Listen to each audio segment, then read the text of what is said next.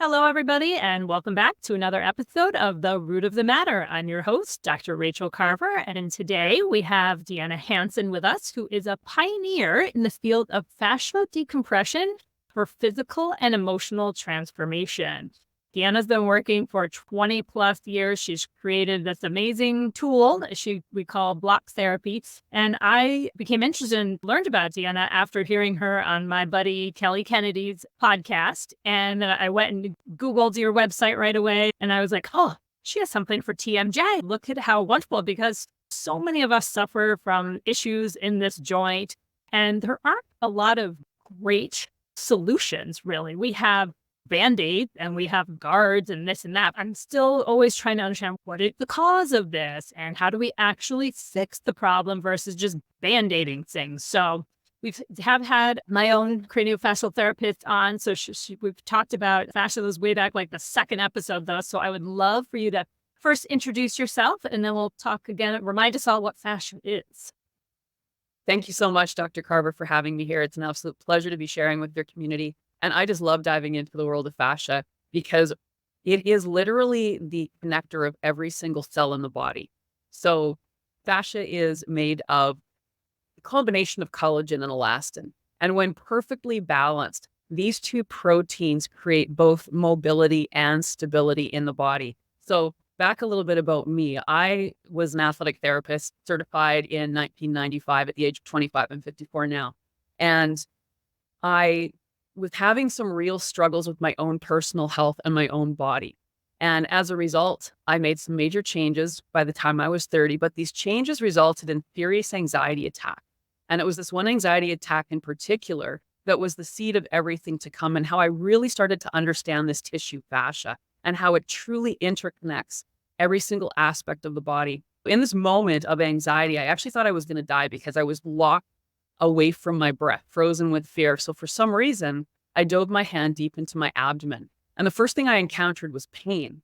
Now, I avoided ever touching this area because I was 50 pounds overweight, even though I was working really hard to have a healthy and fit body. So I was really ashamed of this area, never touched it. And now here I'm diving into it.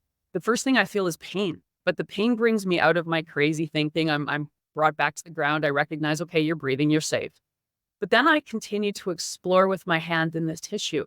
And what was fascinating to me as an athletic therapist, always focusing on deep tissue work, I was very aware of what scar tissue felt like in bodies. Now, here I am in this tissue and it feels marbled with scar tissue, even though I haven't had any injury or surgery in this area. And suddenly I had all these aha moments. Wow, no wonder when I'm coming back from a 5-mile run, dripping wet with sweat, my belly would still feel cold. And at the same time, I also started the practice of yoga. And I had a fantastic teacher my very first class. And about every 30 seconds, she would remind us to breathe. And every reminder, I'm like, wow, I'm not breathing properly or hardly at all. So this all became part of my really deep understanding of fascia. And now to date, I've probably spent well over 60,000 hours diving into the fascia, whether other people or my own body. And I have a really intricate understanding of what's going on between the layers. So here we have this fascia that literally, in the way that I see it, is the cell membrane of every other cell membrane interconnected. And if we have this beautiful balance of collagen and elastin throughout the body, there's space to support proper cell alignment. And this is the key here. We want to make sure that all of those cells are in correct space or alignment, because if that's true, then there's optimal space in and around the cell. And space allows for absorption of nutrients into the cell, as well as the taking away of the toxins and negative emotion even away from the cell. So as long as that system is nice and open, there's flow. The challenge that we have is, first of all, most of us aren't conscious of posture and diaphragmatic breathing. And we have this force called gravity that is constantly pulling us down toward the earth. But we don't compress in a linear fashion. We wind down one way or another. Energy moves in waves and spirals. There's no straight lines in nature. So even the way that the body ages is patterned based on this spiral patterning of how energy travels. So as we get older, essentially what's happening as we start tipping off balance, the collagen starts to migrate from this equilibrium or balance. So if I'm right-handed, which I am, and 70% of the people I believe are, I tend to tip over to the left side because I want to keep that right side free for action. So unconsciously over time, we're continually shifting from our perfect center. And it's not a force in a moment unless we have an injury. This is a continual downgrading of the system. So the collagen is constantly migrating to create these structural supports in the body so that we don't tip over. But they continue to accumulate. And again, they don't just stack linearly. They are spiraling and gripping onto anything in its path with a force up to 2,000 pounds per square inch. This is the part that just, I think, is so fascinating because we are literally held out of alignment with this crazy force, but it's a magnetic seal. So what that means with regard to teeth, health, jaw pain, all of these things, we need to really look at what are the support systems in the body to keep these cells in correct alignment. And if they're not, what happened? Because ultimately what's happening with the jaw, if it's not situated properly, then it goes into this contraction. So people have pain here. They might be chewing more on one side than the other. And that's going to create asymmetries because it's what we do all the time that matters most and ultimately builds up to create the scenario that we're in now.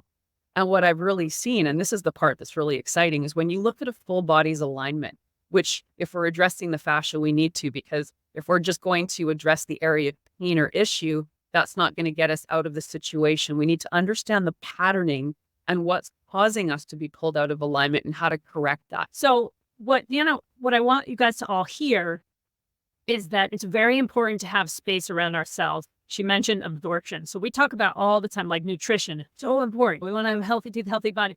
But, and I've said many times, if you can't, you can have the healthiest meal, but if you can't absorb it, it's not doing you any good. So this is why I'm having another talk about fascia, because it really is, nobody really understands this. It's becoming, I think, Kelly, and you're really bringing it to the forefront, which is awesome.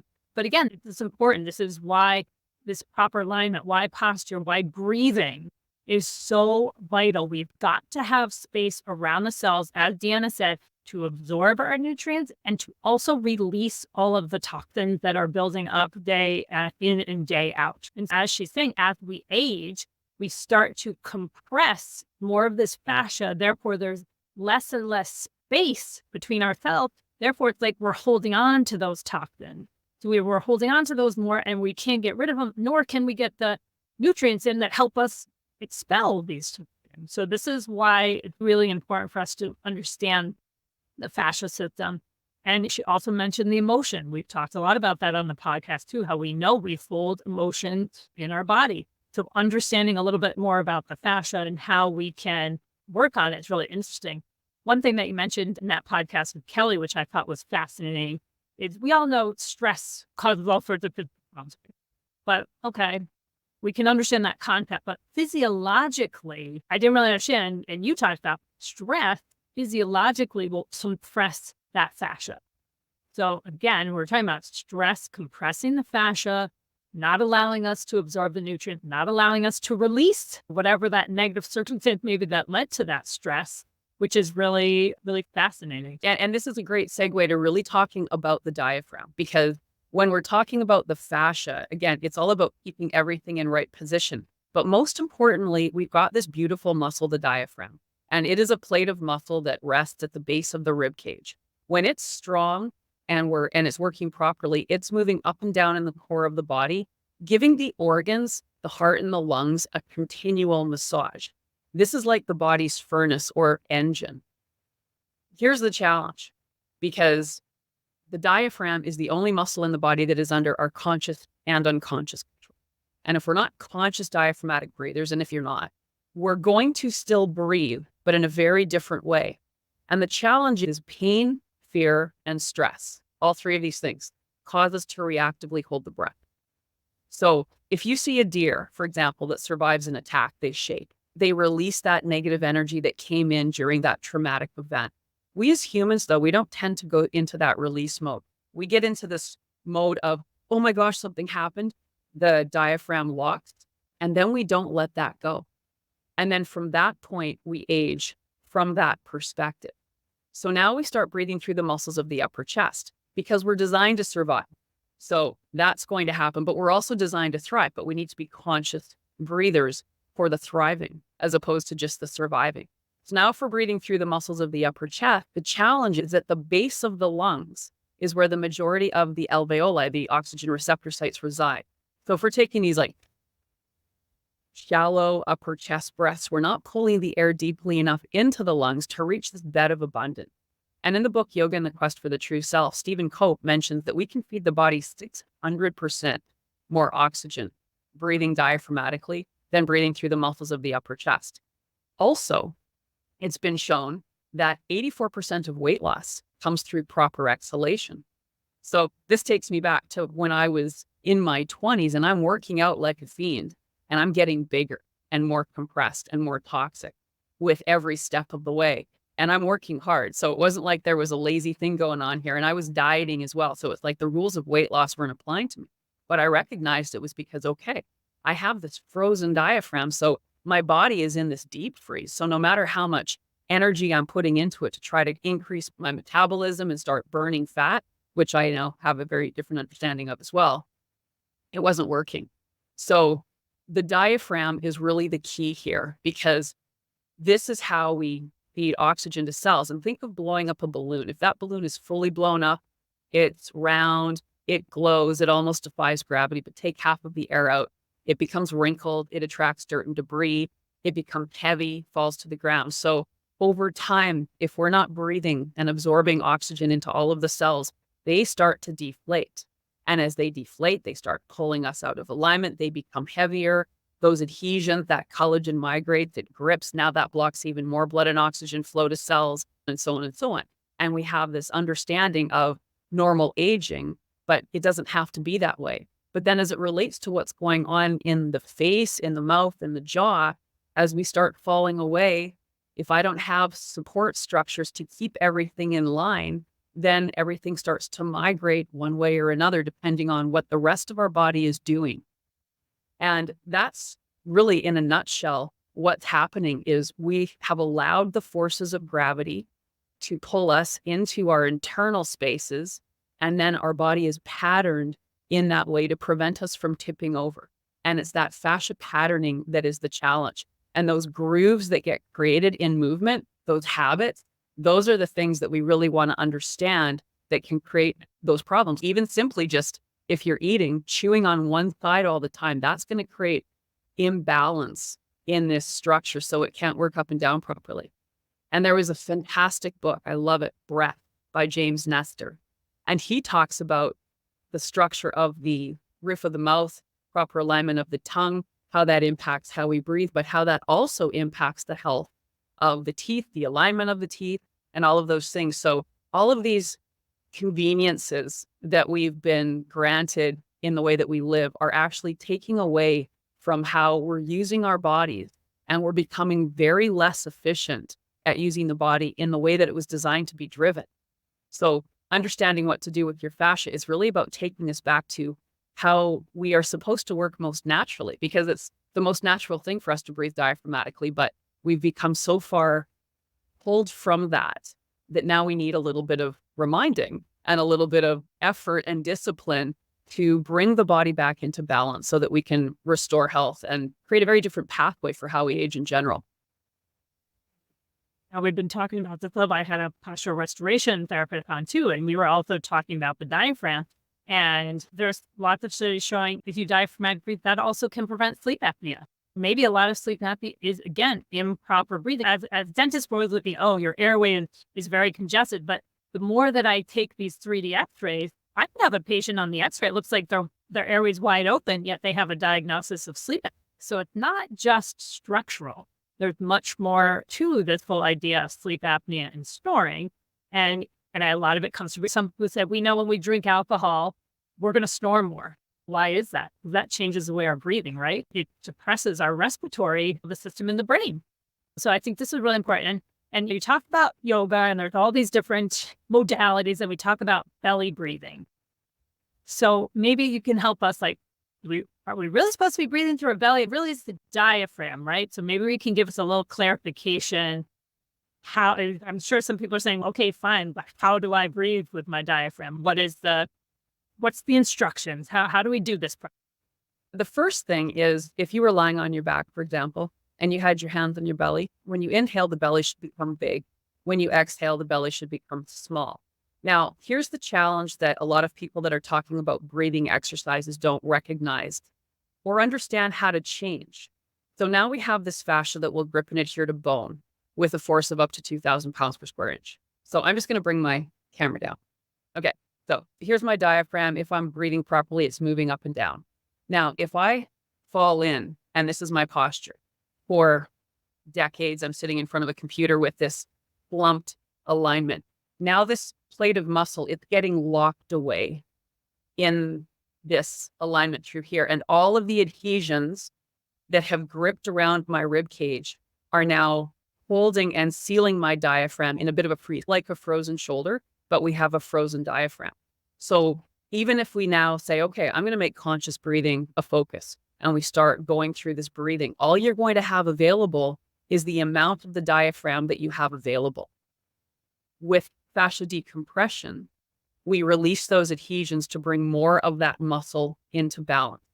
If you were doing a forward bend and you had a hamstring that you felt, okay, my hamstrings are tight, I can only go so far, and you're stretching all the time to keep whatever level of length you have available for you, all you can do is what you have. But the thing is, we've got adhesions wrapping and gripping with that muscle, holding onto bone. So fascia decompression releases the holding pattern to give you more muscle to lengthen. So when we're talking about the diaphragm, when we start releasing the rib cage, now we actually start integrating more of this muscle, because this is the muscle that's going to be directing that blood and oxygen flow, giving that the body the heat, the energy, in order to have enough momentum to send blood to all of the trillions of cells in the body. Again, if we're breathing through the muscles of the upper chest, it's a very different dynamic. It's a weak breath. We are literally feeding a huge amount of reduction of oxygen into the bloodstream, as well as that release. And I love, again, because we always are talking about the exhale as being the most important component of the breath. And they reference this very beautifully in that breath book by James Nestor as well, because it comes down to the carbon dioxide now. And I loved reading it because it gave a whole new way of explaining it. So the carbon dioxide in the cell is like exhaust in your car. If your car's sitting on the driveway and you don't have it started, there's no waste coming out of it, but you turn it on and there's exhaust. So same as the cells. When the cells are working, they create waste. That carbon dioxide is the currency for the oxygen. We need that carbon dioxide to be able to allow the oxygen to release from the hemoglobin to go into the cell. So even if your blood is full of oxygen, but you have a whole bunch of cells that are inactive, they're not creating that currency to allow that oxygen to jump in. So we focus on the exhale as that primary piece of the breath. We're all going to naturally take an inhale. If you're suddenly like holding your breath, you're going to go like it's that natural response to inhale. But to fully exhale, that's where there's a bit more of a challenge, because that's also when the diaphragm is lifting against gravity. It's easier to take that in breath too, because gravity is assisting the diaphragm as it's moving down. So here's this plate of muscle. When we inhale, the diaphragm moves down. When we exhale, it lifts. And it's moving up and down like this all the time, but that lifting takes more effort, more energy. So we teach people to focus, exhale for a count of 6, inhale for 4, squeeze the belly small, and then just naturally allow that breath to come in. It's the exhale that we train people to make the focus.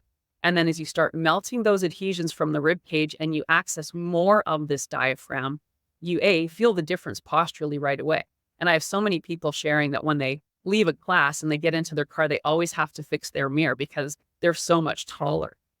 And that's a good thing. We want to be the very tallest version of ourselves, because as we start compressing, we all know we tend to get shorter and wider as we age. So we want to go in that opposite direction, let those adhesions go, fill that new space with blood and oxygen through the teaching of proper diaphragmatic breathing, but then also own that space. And the tongue is part of this. It's part of the things that we teach, because there's a proper alignment for the tongue to help support the weight of the head. And I always say people they don't want a double chin. It's not a double chin. It's a weak, displaced tongue that we're dealing with. So if we actually understand what's going on, then we have a very specific roadway that we can actually undo things. And at the roof of the mouth, about a pinky nail distance from the teeth, there's a ridge. And the tongue should naturally dock in that ridge and support the roof of the mouth. When I'm not conscious, my tongue will dart forward and to the right, and then I end up clenching more on that left side. So we all have these patternings because we're dominant on one side. We're not symmetrical in our movements. If we're right-handed, I was so right-handed that I was very twisted. I was a provincial volleyball player. I was a power hitter. I think of the number of times I rotated from one direction to another only, and how that really created a lot of problems for me as I was getting older. I was playing as a teenager. So these patternings that get built into our body from what we just do all the time, they're the problems down the road that we need to understand and undo to be able to bring that body back into balance to support proper cell alignment and then therefore flow. We have a good point. We would call it in the mouth, the spot, right? The tongue's got to rest on the spot, right? At the right there. And so really interesting, especially for women who we don't want to have that double chin, that it is a lot about the muscle. Like you said, the fascia kind of melting down with gravity. So how can we do it? Tongue is the strongest muscle in the body. So we should work it. We talk about our patients all the time with simple exercise. You can go on YouTube, hit tongue exercise. You'll find all sorts of great stuff on there. But interestingly, it's why children, you see them suck their thumb a lot.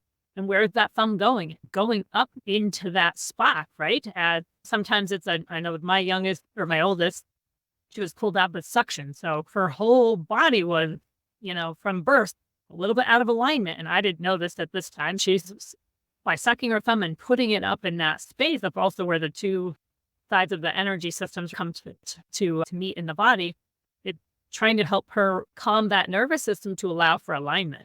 Yeah. Wow. It's That's awesome. yeah, super interesting. When we say you gotta, if your kid is a thumb sucker, maybe think, hey, maybe we need for CFT, we might need some fascial work because again, we can't cut our kid's thumbs off. We don't, and we know it can create problems in the mouth, but there's a reason. There's always a reason why we develop these habits. I think it would be so amazing if at every birth there was a fascial therapist right there. They got to squeeze through the tiny little canal. Of course, there's going to be some fascial distortion there, right? And depending, like my kid, she got suctioned out. All sorts of things can really impact that. And she's a person now who tends to have a little more anxiety, and she's getting some Actually, fascia I next love week. Sorry, I love that you said that because we actually have a video to teach parents how to address their baby's breath now, because the baby's breath is the mother's breath. I'm 54. My generation did not grow up in front of computers. They came into life later, where kids today, of course, they're starting in these negative alignments at a very young age. So the mothers of today, if you're a mother that's 25 years old today, you grew up in front of computers, you had this posturing, and now you're the mother to this child coming out. Your breath is compromised, the mother, compared to generations earlier from the whole posture that technology has granted us. So there's already a different breathing pattern to the babies coming out. And what I'm observing in a lot of babies is they're not breathing diaphragmatically, where before, older generations, you saw it. You breathe diaphragmatically, and then over time, you lose that breath because pain, fear, and stress causes us to reactively hold the breath. But now I'm seeing babies not breathing that way. And I truly believe that's why we're seeing so many more challenges. So one really simple thing you can do, and I'm just going to use my block here, pretend this is the baby's rib cage, just putting a little bit of compression on the rib cage as you walk around for maybe 1 to 3 minutes, because that's going to generate that heat for those ribs. And we're born to breathe this way. So they're going to naturally adopt that breath if the rib cage allows the space for them to do that. So just a really simple exercise, because you're carrying them around anyways most of the time. So just holding and squeezing. I have a video too I can certainly share if people would like to see that. But yeah, and I think that difference in the beginning as they're developing, it's a huge thing. One other thing before we get into the specifics, kind of the faith and TMJ stuff, one other point I really like that you talked about with Kelly was how inflammation is the goal when you're doing all this fascia work. And most people would be like, what? No, inflammation is terrible and it causes all these problems. But I'd love for you to explain that a little bit. And one other thing that I loved that you said was, don't ever use ice, because I've been saying that forever and ever. No, we want circulation, we want heat. I am a big proponent of red light. I think everybody, I try to get everybody to have one of those in their first aid kits. I carry mine to my kid athletic event. So I'm like, forget the ice. No, it's all about the red light. But anyway, tell us a little bit about what you mean that inflammation is gold. So let's say I sprain my ankle. So the body knows what to do. It knows how to heal. We just need to support the processes. So I sprained my ankle. Now I have inflammation, just directed blood flow to this area because now there needs to be a little bit more energy. I need to go and heal this space. So like thinking of baking a cake. If you have flour, sugar, egg, oil, you mix it up, you have batter. If you put batter in the freezer, you have frozen batter. If you put batter in the oven, you bake cake. So the second law of thermodynamics is nature abhors a gradient, which means when there's a gap in the system, nature's going to fill it in. So now I have a tear. It can be a tear in a tendon, a ligament, a muscle. It can be a break in the bone. Either way, it's a gap. Our body is designed to rebuild. So now we get all this blood flow, this inflammation being sent to the area. If we limit that inflammation through icing, we still have this gap. So now instead of the body being able to have enough energy to rebuild, what's happening is all of the tissue around the gap, the collagen in that tissue is going to dump into the space, like filling in a pothole. Winnipeg has probably some of the worst streets in the world, at least here in North America, because we have such clay base and the spring fiber year. It's crazy. So the potholes that we have to navigate when we're driving are crazy. And then the city will go and they'll fill them in. But then the next rain and enough driving, there's a hole again. So they're not repaired. They're not fixed. It's a Band-Aid. Basically, scar tissue that we understand today is that Band-Aid. It had the ability to heal like it should have been before the injury, but it needed the energy of the inflammation.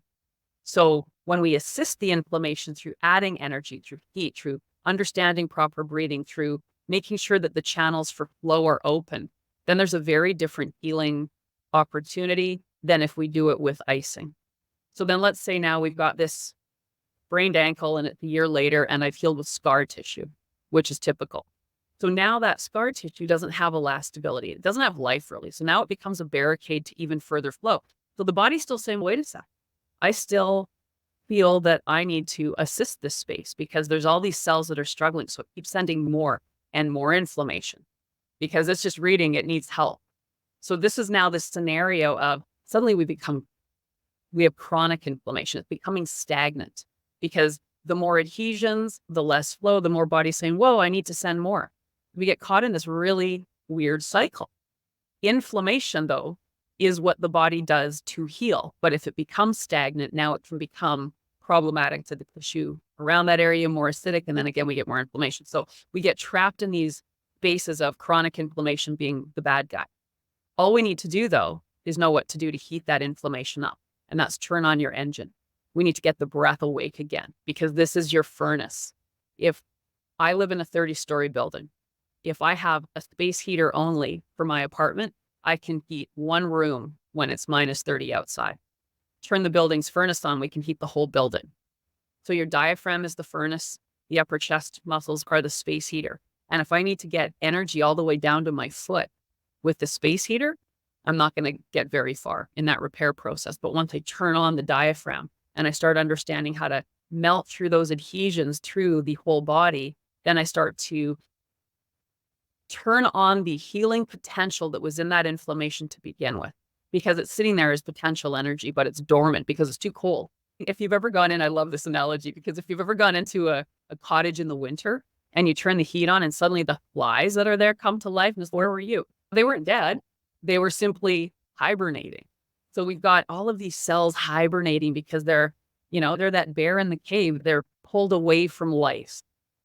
We need energy to have that life. So that's where that breath comes in, and restoring that flow throughout the body is so key, because whether it's been chronic inflammation or not, you've got all that healing in that space that has the potential to do its job of repair. So that's a huge reason why we don't want to be icing. So we love that, because not everybody's got their red light handy, which is great. But hey, you don't even need that. So those of us who are cold all the time, my older daughter, oh my gosh, she just is so breathing. And I had a little heart mask that you put in your phone, and we test her breathing, and she just was so shallow breathing. She wasn't being able to get that circulation, was so absent. So those of us who have always felt like, I'm always cold, let's look at the breath. And we can layer up, but if we're so cold like that, we got to think that, hey, I'm not getting oxygen where it needs to go, right? I've got to help that out a little bit. So again, it all comes back to the breath. which is one of the most amazing tools that we have. And we all have it, and it's totally free. We all just really need to how to harness that. So yes, thank you for that. That's really important. And it's still very common. My father had surgery on his hand, and my mother's got him with an ice pack. And I said, no, I said, you've got a red light next to your bed. Use that instead. And my father's one, you have to prove everything. So he did. And so I'm sending in these articles. There's plenty of articles showing no ice, use this kind of therapy. So that convinced him, but not just what I would say. But it's funny that you talk about breath, because my mother just bought him his book, because actually one of his doctors told him about this, which I thought was amazing. And so now he's totally obsessed with this book. And so anytime you talk to him now, it's because of your breath. Yeah. True. And I read this book 4 years ago when I was on vacation with him, and I was didn't matter, because he has to come, he has to read it himself, which is great. But one of the things about the breath topic that I love too, and again, in that book, Stephen Cope, Yoga and the Quest for the True Self, he's got a really fantastic chapter explaining the differences between the chest breather and the diaphragmatic breather, and even the brain frequencies. They're different. With that diaphragmatic breath, they're relaxed. We are in the vagal space, that parasympathetic nervous system, which we should be in 80% of our day. If we're breathing through those upper chest muscles, we're in stress pattern. Past and future, where fear lives. And so that's a huge thing to consider too, because if we're in that stress mode, what is the rest of our body doing when we're stressed? We pull in, we contract, if our hands are like this, that means our shoulders are contracted. And then what does that mean for the jaw and for the carotid arteries and the thyroid and the major lymphatic drainage site when we're all tight in this space? And we've had a number of people get off their CPAP machines from doing this work, because really we got to understand, again, if you're snoring and you think it's coming from here, what's underneath that is the rib cage. And how is that alignment affecting what's going on through here? So that's the interesting part. When we're looking at the body as a whole, we can't simply look at the area of concern, especially if we're dealing with here too, what's happening with the arms and the hands. Anatomical position is palms forward. That's how we should be at rest. Who's like that? If you look at pretty much anybody, their palms are facing the back. And just change. Bring your palms forward, turn them to the back. Notice what happens to your rib cage. So that's one of the things that we prompt people to do, is when you're walking, have your palms forward. And it's interesting because people will always say, won't I look funny? It's like, is that funny? Like, it's pulling you forward and down, which is ultimately the problem. Another interesting thing is I have a esthetician's program. And so this has been a really fun conversation, because of course, as estheticians, you're primarily working through here. So if you've got a jowl hanging and this is your posture all the time and gravity's like pulling the tissue down more, and you try to fix this without changing this, you might get that, oh, I just left the esthetician, I've got a nice glow to my skin, but that's not going to change the dynamic of what's happening in through here. That comes through changing the entire alignment of the body. I've got so many incredible before and afters that we can certainly add to this to show you also what happens to the shape of the skull if we've been positioned this way. And then we bring everything back, and then the whole shape of the skull changes to create also more space for the brain.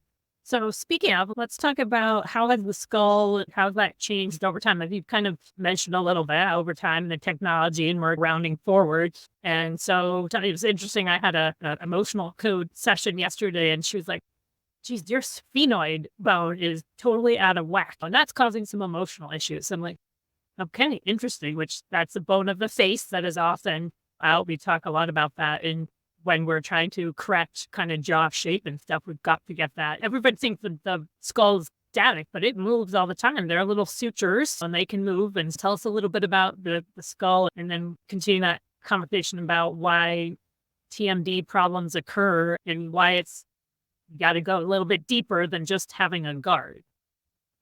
Yeah. And it's fascinating. If you look at a photo of a person in their teens compared to, say, their 50s or 60s, the head shape very much changes. Usually it's a lot broader when we're younger. And then as we get older, we're constantly shifting and migrating. There's 22 bones in the skull. At least that's what it says on Google when I check. Either way, though, exactly like these, there's space between all of the bones. So that changes it. And then we get an overlap of the bones. And you can see that. You can see compression in the head over here, and then migration. So it's that migration of the collagen that create that. And I have a hair health class, and this is really fascinating because what I teach people with my hair health class is to release the scalp from the skull. We should have, if you put your finger on your scalp and you move your fingers, it shouldn't be sticky. Like the ear, you should be able to pull the ear away and it should be nice and mobile. A lot of people, if you tug on the ear, you don't see it lifting away because it's literally suction with those adhesions with that 2,000 pound per square inch seal. So as we start falling out of balance, what the fascia does, what these adhesions do is they grip. We see people with cowlicks. That's the grip because energy moves in waves and spirals. So now we've got a little grip. We've got a little grip. But those grips make everything tighter and tighter. It's in a vice. That's partly why people are going to have headaches or migraines. Literally, as we get older and we allow the collagen to migrate, it creates a vice for what's going on up through here. So then if this isn't properly aligned and we're chewing, now we've got this joint that isn't working properly. And again, if we're chewing more on one side than the other, then we're going to get a buildup. We're going to get an imbalance. And then we're going to go into clench mode because if things are positioned where they should be, we're relaxed. As soon as we start tipping forward, now gravity is going to be drawing the mandible away and twisting it. And then we contract to try to stop it from falling away. So there's all these unconscious contractions and buildup of adhesions that are occurring in our patterning based on these continual forces that we don't even recognize until suddenly there's a limitation or a pain. And it's interesting because about maybe 8 months ago, I all of a sudden developed shoulder pain, left shoulder. So as a dentist, I'm right-handed too, and I'm like this all day long. And I didn't injure myself, nothing, but I've been a dentist for 20 years now. And I'm like, I've got like left shoulder, right hip, which are intimately connected. And, what I'm doing, sometimes I'm standing, sometimes I'm sitting. Also, I'm so short too. I'm always contorted, trying to see in the mouth. It's really interesting. And it's not that, like I said, it's not that I injured myself, but 20 years habit and pulling that fascia. It's interesting because I've had massages every month for years. And I've recently been doing the fascia work because it's different than a massage. But I think in my line of work, I think I could have that work like 3-4 times a week still. Because you're right, every time we move, talk, anything we're doing, we're always manipulating that fascia. So I wonder if I can show this. Can you see this? Yep. Oh my God. A different, what a huge space. Okay. Huge. And here's the exciting thing.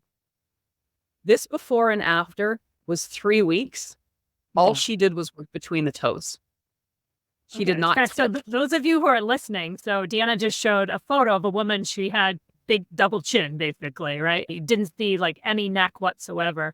And like her whole face, her eyes looked completely different. She had a nice chin. She looked healthier, more vibrant. Yet her eyes, like her whole head is more forward. Wow, that's really amazing. It's funny that you say that because I've wanted to remind us. When you were, I think you talked about this on Kelly with her podcast. And I mentioned that to my CFT because my daughter, my 15-year-old, is very pigeon-toed. Like her left foot, we were on vacation. My husband and I were like, oh my gosh. And she said, everybody at school tells me that too. And I said, and then you were talking about putting your hands between the toes, right, for a few minutes. And I said, all right, I'm never going to get my 15-year-old to put her hands in. Well, I said, I wonder if I could use those little things that you separate your toes to paint their nose. We had those. So I had her put that between her toes for 3 minutes. Then had her walk around and 3 minutes. She was even sold. She was like, oh my gosh, no more pigeon toes. I was like, so then my CFT was like, oh, I've never told you about Zen toes. So I got her a pair of those with it. But yeah, please tell us about this toe alignment. Yeah, it's wild to think, but we've got these feet that have 26 bones in each. So the ability for them to be like super mobile and malleable under different surfaces is because there's all these bones and all this space where they end up turning into kind of clubs for a lot of people. They become really bound and hard. We don't consider like all of your body weight is being carried on these little feet. And most people just, oh, let's go get a pedicure. You don't really think about the health of the feet. Death starts in the feet. The feet are the very furthest thing from your engine. So they're the first things that are going to start to suffer from a lack of flow. And then depending on our patterning, when I'm looking at a body, I always look, there's always going to be one side of your body that's the driver, like having a flat tire. If you're driving with a flat tire, the car starts getting pulled into that system. And then the other side of the body becomes the anchor. So here's where we have the pain. So your left shoulder, your right foot is going to be the driver. And as it's driving away, now that left side is anchoring and getting really tight and tense to try to stop this continual force. So now these muscles in the back of the body, which aren't designed to be holding you up, are having to do this extra job. And then eventually we've got shoulder pain, or because of the alignment and how that affects the humerus and the shoulder socket, now there's limitation in range of motion. And if we don't address that opposite foot, we're going to have, again, if you go for a treatment, it might be still good for a couple of days or get some improvement, but you're not getting to the root of the problem, which is that other foot pulling away. That's the really somebody who has, I have bunions. I've had that. So I've always had foot problems. I would have, used to always have right knee, never really pain when I was younger, but always snapping and popping in that knee. So I've always had, and the bottom of my right foot, the middle of it has been numb for 30 years, probably. Again. Yeah. So when your toes are twisted and held in that patterning, every step you take, it reinforces that patterning. When we actually take that time and we put pressure between the spaces, and it works great for the hands too. And for the hands, we can be a little more efficient when we can do both hands at one time. Because again, like if you even took your finger and you started to pull and turn it, that's going to pull everything up the system. So now if you've got a tension in your shoulder and you're only working here and we haven't addressed the hand to bring that back to balance, that's going to be part of the equation as well. So your fingers and your toes are the very furthest thing, and they're going to be the strongest manipulators of your fascia patterning. So when all she did was spend 3 minutes every day between each toe, and she was able to bring her center of gravity back more to her heels, bring more balance and symmetry, bring more energy down to the feet, because now you're heating at the most frozen place. And so you're creating more of a flow in the body. And what struck me the most were her eyes, though. Yeah. She just looks healthier, more vibrant. Yeah. Yeah. That's so fascinating. And so not, it's like this. She was. Right. So that's fascinating. So they're doing this work in only 3 weeks, getting those toes more aligned, her whole structure change. That's because it almost looks like she, and everybody, you can watch this on YouTube, but it almost looks like she must have lost 20 pounds or something. But no, when you just, I thought it was really interesting too. We're talking about how the proper diaphragmatic breathing, that's important for weight loss. Like you said, so many of us who try so hard, but we can't seem to get that belly fat reduced. Maybe we need to really look towards that diaphragm and that proper breathing. And it's funny because people don't really consider the mechanics of what's happening inside, because in my view, this is the most important thing. So again, here's this plate of muscle. When it's moving up and down, I've got my abdominal organs, I've got my heart and lungs. This massaging is giving energy to those organs. Now, if I have a weak diaphragm because I'm an upper chest breather, now the weight of everything above crashing down into the core space. So if I'm leaning more to the left, here's my aorta that's basically getting compressed. So it's like you're taking the straw and twisting it. So now your heart has to work that much harder to send blood and oxygen through there. Because there's no energy there now, it's also colder. So now the fats that would normally be liquid when heated, they're becoming solid. These plaques are getting aligned along the blood vessels. They're clogging the liver without that action. Your pancreas, how can you possibly have all of this wonderful insulin being created to balance blood sugar when you're basically putting all of the weight of everything above and you're strangling these organs, and now you're not giving them proper energy because you're not breathing from that space. Like when we're digesting food, part of the digestion is from the mechanical aspect of this muscle moving up and down to create heat and energy. So if I'm this right-handed person and I'm sitting like this and I'm eating, and then most people aren't chewing properly, so now I'm swallowing whole pieces of food and I'm putting it into this guts, this stomach organ that also doesn't have enough energy because I'm not breathing right. How can it possibly break down properly and absorb nutrients? And that's where we're starting to see issues with bloating. So as we get older, we tend to think, okay, I haven't changed my diet. I'm still exercising, yet now I'm getting this little pouch, this extra belly fat. But it's not that. It's compression, ballooning. And now because there's not enough energy for foods to break down or be eliminated, we're getting a backup of waste. That's taking space, causing us to become bigger. Now the body's inflaming because it's going, nothing's working right in here. So you're getting a bunch of inflammation in the gut, making us bigger and expand. Now we're attracting parasites and bacteria and fungus and getting an imbalance of what we should have. And they're creating waste, causing even more. So this is really, in my view, what's going on from the perspective of weight loss, because I was that person dieting and working out and I'm getting bigger. So why were the rules of weight loss not applying to me? And that's how I really started to understand what was going on with the breath and with the alignment. If I stood up right now and I turned my back to you and I fell in, from my back, I'll look 20 pounds bigger than when I'm standing correctly and I've got things positioned where they should be.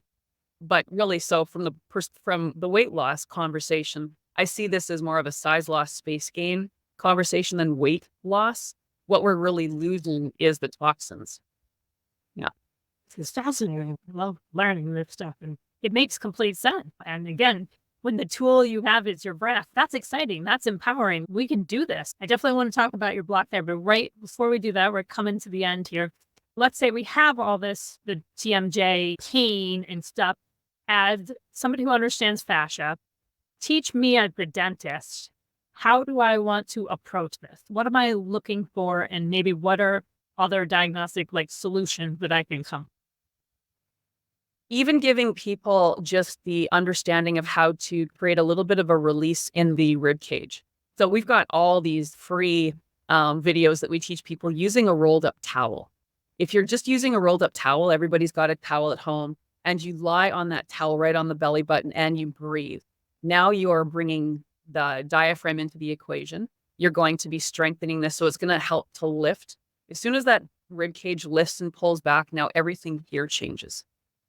So it's all about alignment. And then if we release those lower ribs and we even lift even further, and then we understand how to teach people about that proper alignment with the hand, that all changes the entire, we should have 60% of our body weight on our heels. And I learned this over 20 years ago, so it's probably far more now. The average person has 80% of their body weight on the balls of their feet, and that's before a high heel shoe. So what that we need to consider when dealing with this, because if we keep this happening, we're going to keep contracted. So the more we can teach how to bring that rib cage up, bring those arms back into alignment, then this gets to rest. And then we're not in that clenching mode. And then teaching people how to position the tongue and strengthen the tongue. Hold the tongue out for 10 breaths. You'll feel it. It's a muscle, right? And I'll teach people look up, bring that tongue toward the ceiling. You're going to feel where these adhesions are in the throat. But the more you strengthen it, then the stronger it is to also help support proper alignment of the head and the neck. But we can't just focus on the tongue because it comes from the rib cage, and the rib cage is driven from the feet and the legs. So it's not like a simple thing, right? Not dentist. Before just throwing a guard and these people try to balance it that, I'm going to be talking about their feet, about their breasts. That's it, because all of these are totally free. You don't have to buy anything. You can do all of this at home. So that's absolutely amazing. So talking about that, you have an amazing website. You have so many programs. Tell us what your website. Tell us a little bit about, you've created this block, which you showed earlier, and it's wooden because that's more similar to bone, right? Yeah, a couple of sizes. So you already mentioned that you don't want to can't get the block right away, even just using a towel. But tell us your website. Tell us all. You have so many programs. It's absolutely amazing. So website is blocktherapy.com. And where we basically want people to start, if you're wanting to dive in and get the tools, is our starter program. So this is what the Block Buddy looks like. It's a very specific size and shape. It's rounded because as we're going through the layers of fascia to address those adhesions all the way to the bone, the reason it's made of wood is because bone and wood are similar in density. If we use something more porous, like a tennis ball or a fascia roller that's made of plastic and they're porous, you'll get some surface layer benefit, but we're not going to be able to drive through those layers to the bone. And we also don't move on the surface. When we do positions, and we do positions all the way everywhere from head to toe, front and back and side, we're in a position for a minimum of 3 minutes as we're focused on the breath. So we teach you how to connect to your diaphragmatic breath. So now we've turned on the body's furnace. And then we teach you how to be in position and search for pain, because pain is the baby crying. it's connected to where those adhesions are. So we can use pain as our roadmap, and we twist and we turn. Energy moves in waves and spirals. So we don't just, again, we don't age linearly. We age in a rotational forward direction. So as we start going through the layers, we start shearing away very slowly. You're following that path of pain, but you're in control, and the pressure fibers are larger than the pain fibers. So as soon as you connect in and you start breathing, those pressure fibers take over. So now it becomes a good pain. And then before you know it, wow, I don't feel pain anymore. Okay, now search. Now start shearing into a new layer, a new level. And we'll take a little time, a few breaths, and we'll melt those adhesions, and we'll keep going deeper because we want to get to the root of the issue at the bone. So that's 2 parts of our 3-part process of block therapy or fascia decompression. The first one is to create the space that we've lost over time through melting those adhesions, which is tied into the second pillar, which is inflating the space through proper diaphragmatic breathing. And then the third one is maintaining that space through understanding proper postural foundation. So if I have pain in my left shoulder, my right foot's going to be likely the driver. There's always exceptions to the rule, but most likely this is going to be the driver. So bringing your feet back into balance, releasing the toes as a strengthening, gripping the toes into the floor, because we want to rebuild that. The feet should be springy, but because people don't think about it, they've pancaked, they've flattened out, and they don't have a lot of life in them. So we're not walking with intention. We want to bring that life and awareness back into the feet. We should be walking with our toes. People are walking on these clubs and letting gravity direct their movement as opposed to being conscious of how we're moving. This is really all about just giving yourself a little bit of time. And it might sound complicated, but it's super simple. It's just the discipline of saying, I'm not only going to be living in my brain, I'm going to be living partly in my body. I'm going to connect to these sensations. I'm not going to be afraid of pain because it's the baby crying. If we mask the pain, then we're not listening to the signal. And your cell is saying, hey, mom or dad, you're asking me to do a phenomenal job for you, but you're starving me, or I'm dehydrated, or I'm exhausted, or I'm dirty. And that comes from a lack of flow. So your cells let you know when they're unhappy because they're trying to do a phenomenal job for you. But if they don't have what they need, which is space, because we're collapsed and we're squishing them, they're going to start talking to you. And if we keep masking it, they're going to talk louder and louder until they're so far away, you don't even hear them anymore. And that's when things can get scarier because now we're in a huge state of dis-ease where we have so many of our cells not being part of the equation. And now we're having to slug those cells along instead of having them be nice and buoyant and light. That's what this process does. It's fun. I'm like, gosh, I'm going to sign up right away. I'm going to get myself done because I need to do it every day. It's great. I'm going to call you and tell you, hey, my left shoulder's finally totally healed. It's been great. So you send me and I'll tell you exactly what to do. Okay. Yeah. Awesome.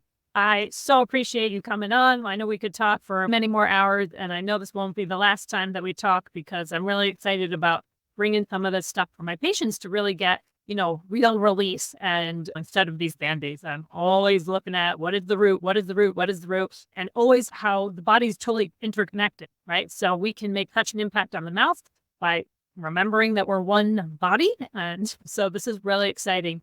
Again, that website, guys, is blocktherapy.com. There are so many amazing different programs that she has. So please take a look. And again, thank you so much. And everybody, I hope you have a wonderful day. Go get your block or even a towel and start learning to move that fascia so we can all look younger, be more flexible, and have really great lives. Don't forget to breathe. Take care, everybody. See you next time.